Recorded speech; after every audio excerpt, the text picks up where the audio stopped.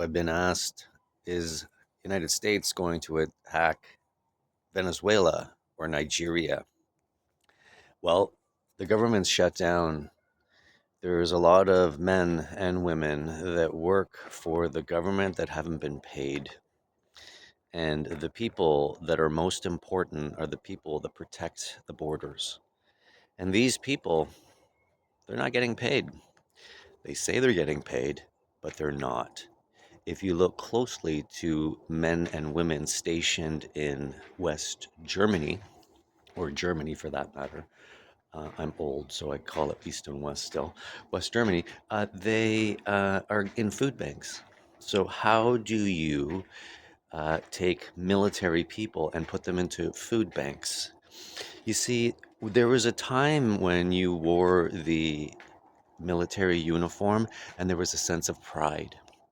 You wore it because you have a purpose to protect the people who can't protect themselves. Okay.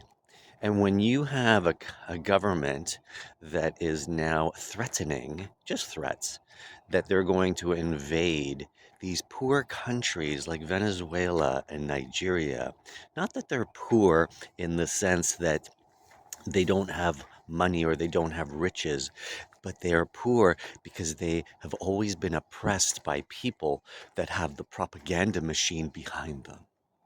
You see, when you are making threats to Nigeria that they're not protecting Christians, well, the same people are arming the country that is important for us to remember that the United States is broke. They don't have any money. The reason that they did this shutdown is not because of the Epstein files. It's not because Democrats and Republicans can't agree on things. It's not because they don't want to open the House. It's because they're fucking broke. Don't you understand? It is the economics of the country. You see, the people at the top are still getting paid. The people at the bottom are not getting paid. And the only way that you would know this is if the house was open. But because the house isn't open, well, you can hide a lot of things. And one thing that they're hiding is the fact that they have $38 trillion of debt.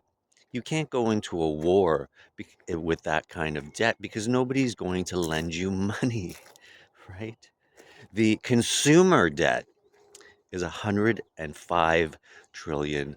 That means every man, woman, and child in the United States that has any kind of debt goes into that bracket.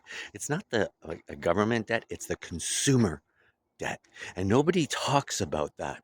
And you know, the government shutdown ensures that nobody talks about that.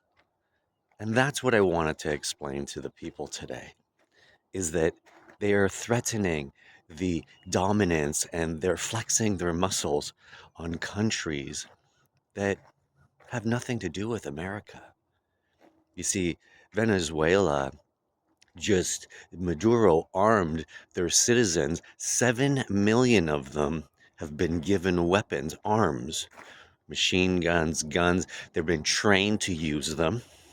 And when a country gives their citizens arms, they're not oppressed. They're actually trusted. They're trusted that those arms will not be used against their own country. And this is what Venezuela has. While America suffers with mistrust and disinformation and misinformation and political theater, Venezuela is building community and using esprit de corps, training one another, learning CPR, learning how to train to use their weapons, man, women, and child. While America is refusing people to leave their country, Venezuela is trusting that they will do the right thing. I hope you're paying attention to what's going on in this geopolitical theater that we have right now, because we're watching a superpower grovel and crawl like a third world country in emperor's clothes. And there you have it.